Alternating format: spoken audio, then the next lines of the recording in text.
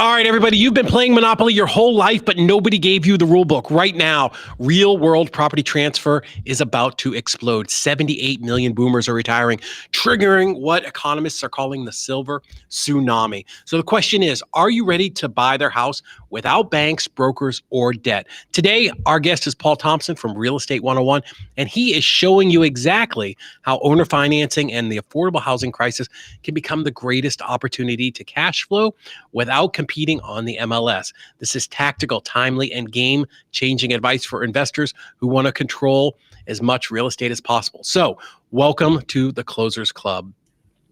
Paul, thank you so much for being here, man. Let's dive right in. So you have said that real estate is like Monopoly, but most investors, they're playing blind. What are the biggest rules that most people never learn that are really keeping them broke? Well, the first off is people just don't understand that they are playing a real life game of Monopoly all along. And we know how to play the game of Monopoly, the board game as a kid. We would go around the board, and to win the game, you must buy properties. Have to. But yet, when we jump into the real life game of Monopoly, we run around the board and we only collect our $200 when we pass go. That's our salary. We never buy equity. We never buy property. We never buy income. There's only 3 different ways to make income. It's from wages, it's from assets, and it's from government transfers. It's the only 3 ways from any economic system.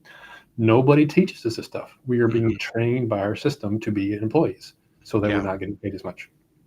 Right. Yeah, I think that's true. And that was why reading Rich Dad, Poor Dad was so monumental for me, is it really just kind of broke through all of that, programming or whatever you want to say, just, the education that we had that was, go to school, get a degree and then get a job, And that used to work. If you were the baby boomer age after the World War II in the 50s, 60s, and 70s, that strategy worked. People thrived with that. A working class person, a family of 4, one person could work, one of the adults could work in the family and make a significant income, cover all their expenses, and be fine. That's just not the case anymore. The middle class is getting squeezed. All the wealth is being transferred to the owners of equity and not to the labor of companies. And so if you are labor, if you are somebody else's leverage and you're renting your time for money, then you're not going to become wealthy. You must build, buy, or create equity somehow, some way. Yeah. I think that is so true. And I've never really heard it put that way, but that's absolutely true. So you mentioned silver tsunami. Let's talk about that a little bit. It sounds like a really cool tagline.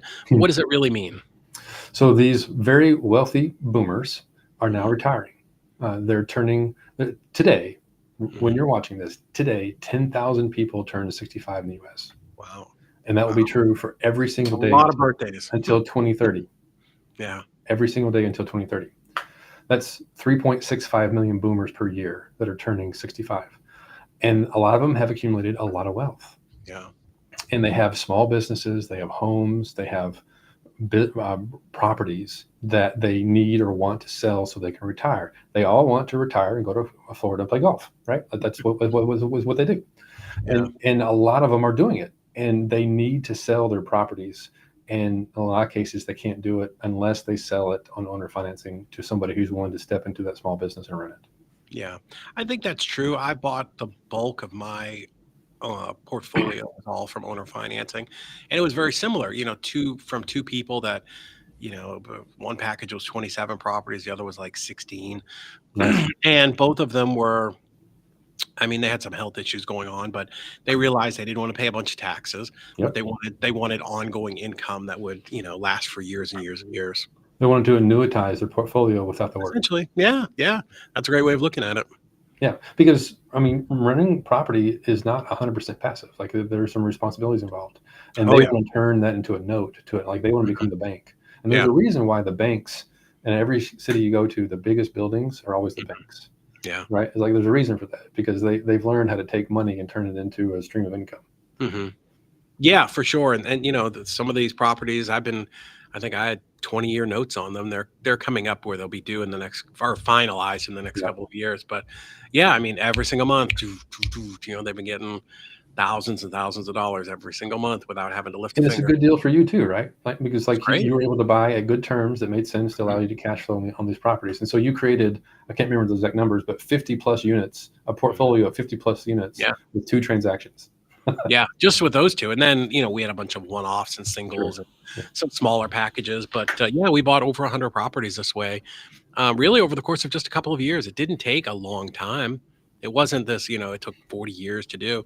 Probably in 4 or 5 years was when we bought the bulk of our properties, when we were out being very active, wholesalers and investors doing a lot of marketing. And that's why I love this idea of like being a deal finder is you Mhm. want to go out there and discover deals. And I don't really have an agenda with what I want my strategy to be until I Mhm. discover what the deal is. Oh, Yeah. is this one that I can wholesale? Is this one that I can Mhm. flip? Is this one I can partner on? Is this one that I want to keep and make in my portfolio? Are these 40 or so units that you have the like Mhm. perfect scenario to collect to build a portfolio that I can now live off of comfortably and not worry about anything else. Now I can do all the decisions I make, I'm making from a position of power and Mhm. control and freedom. Yeah. And because you have that mailbox money from all these properties that you probably spend a relatively small amount of time managing. Mhm. Yeah, in the beginning, I managed them all myself because I thought I had to Yeah. do everything myself. I'm the smartest, I'm the Hmm. best. But as we started to grow our other companies, I realized I just didn't have the time to dedicate to that.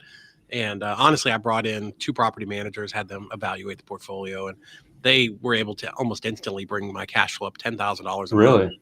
Yeah, because I thought I was doing a good job, but I wasn't because it didn't have my full attention. Well, I think that's common for a lot of business owners like you and I. Mhm, Like we are business owners, mhm. and we're probably the worst property managers around Yeah. because like my personality is I'm a deal junkie. I want to go out and find the deal, and I'm a killer. Like I'm a hunter. I'm Mhm. not this hunter and gatherer type of personality that's going to take care and manage a portfolio very well month to month. There are people who are good at that, and I'm not one of them. So Mhm. always know what your strengths are, and if you're good at Yeah. management and you want to run a management company, great. But more than likely, you're probably not the best property manager around, Yeah. and your time would be better suited being the person who's finding deals and doing transactions.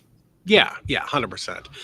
Same reason our transaction company exists to help investors is they're terrible at paperwork. They don't have the Right. attention span. They're just not they're not there for any of that stuff. So 3 point did you say it was 3.5 million people per over the next year? 3.6 million per year 3.6 million. That is every year are absolutely turning insane. 65. And Yeah. and here's a number I haven't thrown out. $78 trillion of wealth is how much has been accumulated by the boomers, and that's being transferred to the Gen Xers and the millennials. Mhm. And so it will take some time. It's not going to happen all at once. And so over the Yeah. next 5 years, trillions upon trillions of dollars of wealth will be transferred to the next generation. And Yeah, so it has to go why aren't somewhere. you that generation? Like why?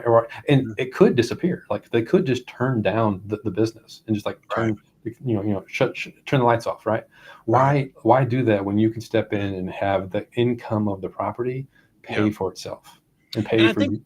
Yeah, I think what's interesting is most children don't want to they take don't. over these businesses, right? They've grown up around it, and the children and grandchildren have no interest in the carpet company Yeah. the that's being run by somebody, right? Mhm. Or the apartment complex Yeah. or the portfolio of rental properties. Like the next generation many times doesn't want to pick it up. Yeah, and that is just stunning to me, but it's I've heard that over and over and over again. So there's just so much opportunity out there, and I agree. I think owner financing is definitely the easiest path in there because they understand that if they sell you $4 million, and they get $4 million cash, they're going to pay I Big don't know what taxes. 1.6, 1.8 Yeah, million it dollars saves in them a taxes. bunch in capital gains. Yeah. Yeah. so that by owner financing they can, and I'm not the tax expert, I didn't stay at a Holiday Inn last night, but they can really break that amount down and just defer so much of it. Yeah, some of them will even say like, I want you to sell Mhm. it on owner, like I want you to buy owner Yeah. financing, and if you don't Mhm. know how to structure it, then you're left like not making a good deal happen. And so that's why Mhm. I want you to, if you're listening to this, to learn the Mhm. mechanics of owner financing. It's coming back in vogue. With Yeah. interest rates up higher, it's a much Mhm. easier pitch than it was 2, 3, 4 years ago when Sure. interest rates were 2 and 3%. Yeah, and so many of these people, they bought their deals on owner financing, Yeah, you yeah, know? they did. Yeah, like some of the old timers that I bought stuff from, I would always ask them like, "How did you get these properties? What did you do?" And they were just making all kinds of deals. It wasn't something that had a name. It was just Mhm. they were just making the And it deals. was more common because, in the 70s and 80s, interest rates were so high.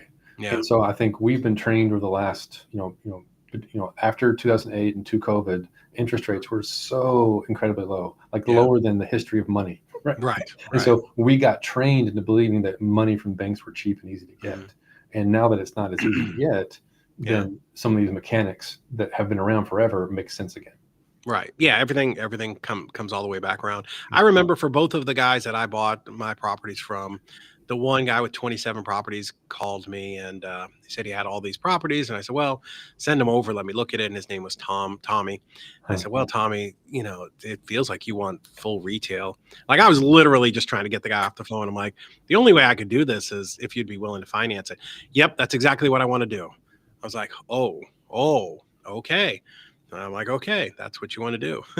Well, And and what's cool about that is a lot of times you can give them their price. Like, yeah, yeah, instead of paying cashing them out, you can get them their price. yeah, I thought I was giving him a ridiculous amount of money. I Mhm. financed almost 1.2 million at 4% interest over 17 years, zero down. Hmm. It's like 27 properties, put no money down. Actually went to closing, got $10,000 from prorations and security deposits. It was ridiculous. It was Yeah, I crazy. think a lot of people miss the lesson of owner financing. Like I know you know this, and so I'm preaching to the enlightened here already. But if you're watching this, like you may hear us talking about seller financing, but you don't maybe quite get it. Yeah. So a really good principle to capture that is hey, what is the nicest property in your portfolio? What is it? What is the retail value of it, Hmm. David? Like just throw it out. Oh, mine.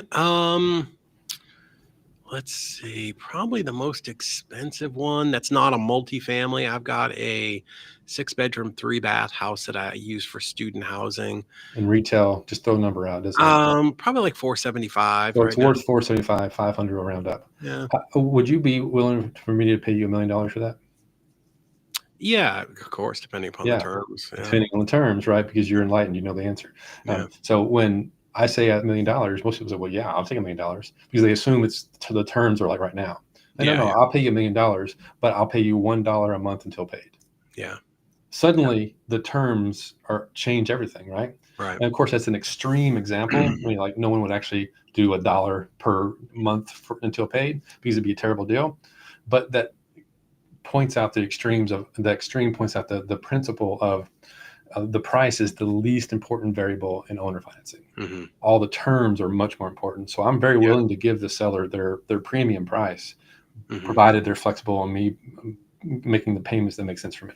Yeah. Yeah. For me, it was always, can this property cash flow at least a little bit? Yeah. Can I, after I put the taxes, the insurance, any normal expenses, dumpsters, whatever I'm going to have in there, and I don't get super complicated in cap rates. I'm a very simple investor, but am I going to make some money, right? Basically off of this. And at the time, we had a very active wholesaling business. So I didn't need to make 4, 5, $600 a month. I was like, Right. can I make 150 to $200 a door?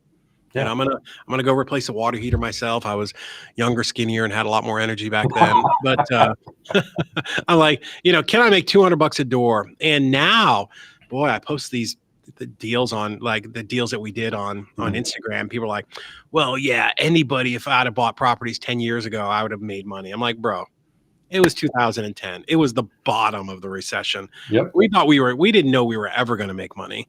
We were just trying to buy and pick up a little bit of cash flow and, hopefully it would be paid off someday, and I would have that cash flow to live on. That was it. It wasn't. Yeah, We weren't counting on any kind of appreciation. the best time to buy a property was 20 years ago. The next best time was today. Today, like the principle here is, it comes back full circle, is you want to own a property, because when you own a property over time, the likelihood of it going up in value is very high. Oh, yeah. Real estate tends to keep pace with inflation, right? And so like it's nice to have a property, an asset that's indexed effectively to inflation. Yeah, absolutely. If I've done this research because I've taught classes on owner financing. If you go back, 75 years and you just graph rental rates, right? It's up and to the right. I get it. We've had a couple of downturns where maybe things flatten out. Sure. But over time, it's up. Same thing with housing value. It's just going up. And if you're buying a property and you're getting a fixed mortgage, right? Well, that mortgage rate is fixed over time. Right. So you're going to get that arbitrage between, your rent's going up, which, let's say your mortgage is 500 and your rent is 650. Well, that 650 is going to go to 7 to 8 to 9 to 1,000 to 1,400. For the whole time, you're paying $500 a month. Yeah. That's right. It's a beautiful thing. People forget about it. Of course, a little piece of that payment is going towards your principal as well. So you're building equity in two directions, right? Yeah, and your tenant's paying for it. Hopefully, as long as you don't have vacancies. Of course, one thing I always explain to people, depend upon the quality of the property you're buying. I bought a lot of lower end stuff, so we put more money into it. Yeah. But I also bought them for nothing down. Like literally, we have a 8-9 figure portfolio that we put $6,000 in upfront money into. Like it was nothing. It was ridiculous how little money we put. That's insane. Into these things. It is. So you can kind of pinch yourself. Like, how is that so smart to do that? Well, yeah, I don't know I don't know that we were that smart. I think it was, we were wholesaling, we were marketing every day. We were getting up to the plate and swinging and looking at every deal that came in. And, we knew that we wanted to buy rental properties, but yeah, I don't think that it was, there's nothing genius about the offers that I was making. I was making people 3 offers, 100% financed, a little bit of money down and financed, or cash. That was it. Like we just made everybody those offers. Yeah, we do the same thing now. Like a 3-option letter of intent. I think it's like, I don't know who came up with that idea back when. Chris Kirschner with Autopilot. He's not a coach anymore. He was one of Lou Brown's guys. Okay, but he was the one that came up with that. It was the Autopilot program. It was 3 offers for sub 2s, and I just adapted it to, for owner financing for us. And he's just absolutely killed it with that. Yeah, there's something about, because we teach the same thing, is you put 3 offers in front of people, and one of them is a cash offer. Yeah. And the other 2 are some sort of creative financing offer. Yeah. And it lowers the blow of that insulting lowball cash offer. Yeah. Right? They said there's something with the psychology of it. If you give somebody 2 offers, they could say yes or no. Right. But the minute you give them 3, their brain has to stop and pick one. I don't know what that is, or I've just heard it a bunch of times. No, it's real. It's called a multiple simultaneous offer, multiple equivalent simultaneous offers. Oh, okay. Yeah. And there's and when there's 3 of them, suddenly psychologically we look at as a Chinese menu of options instead of a yes/no answer. Yeah. Yeah. So for us, literally, if somebody says I want $100,000 just for even numbers, great. We'll give you $100,000. We'll give you $100,000 financed to, 6% over 15 years. Right. I have a very basic amortization calculator on my phone where I can do this pretty much on the fly. My other option would be a little bit of money down. So maybe I would give you $85,000 with $5,000 down, and now I'm going to give you 4%. So I'm going to lower the interest rate a little bit. And, however many years. And then, or it's, $62,000 cash. Those are the options. It's very simple. There's no scientific formula. It's whatever feels good, whatever works for you, whatever will make you money. And at the end of the day, I don't care which offer they pick. Yeah, they're equivalent to each other, right? Effectively. Well, and if I win because I set all the offers, so I win no matter which one. Yeah, and if you can cash flow with any of those offers, then you can buy it with a little amount of money down. Yeah. It's hard to lose. It is, and whenever somebody, let's say I give you those 3 offers, I'm like, hey, Paul, which one works best for you? They go, number 2. You know what? That's the one everybody picks. And whether it is or not, it's because that just reaffirms it. Your answer is like good choice. Yeah, you made a good choice. Yeah, that's what everybody picks, because I don't want them to have buyer's remorse after. Right. And if they're picking owner financing, I am closing that thing as fast as humanly possible. Same. Yeah. I want to get this thing over the finish lines, so that there's so that we own it. You talked a little bit about affordable housing crisis. I think this is really important, and not enough people are talking about it. As inflation goes up and rents go up, and I mean, it's getting to be a struggle out there. Well, there's a concern for me there is because we think about our rents keep going up and to the right, but Mhm. rents are based off of the available income that people have. Yeah, yeah, And income is about to change. I don't know exactly how, but there over the next 5-10 years, there's going to be a lot of people who are displaced by AI. I have already personally displaced people in my company from AI. really. I personally have done it, so I'm guilty as charged. And I think about that if that happens at scale, and there's going to be some sort of AI tax or universal basic income or something that's going to happen. And I don't know what that's going to be. Like, is the government going to do a good job pulling it off? I have no idea. I'm skeptical that they do. And so I want to be somebody who owns properties that has assets that it's a fundamental need everybody has. But Yeah. there's on the other side, our people who are moving into our properties, our tenants, they have to be able to afford to live there. And how are they going to do that? Yeah. And it's a real problem. And I don't have the solution for it. I just know I want to own a piece of land versus waiting for the government to figure it out. Yeah, it's I struggle with it. I'm not sure, because we have properties that are all different. I have stuff on the golf course, stuff in Levels, yeah. stuff that's Section 8, and we try to do the best we can to work with all the different city programs, but I don't know that I don't know. I definitely struggle with whether or not that Section 8 and the government programs actually work at the end of the day. I mean, I think they Oh, work me for too. some. Yeah. Um, geez, this would be And some. it used to be that was the most reliable income ever. But with Yeah. some of the recent political uncertainty, Mhm. like who knows if that's actually how reliable it's actually going to be. Yeah. Hopefully that stabilizes and it's not going to be an issue because it's a service that I think is legitimately needed. And Yeah. we have a major problem.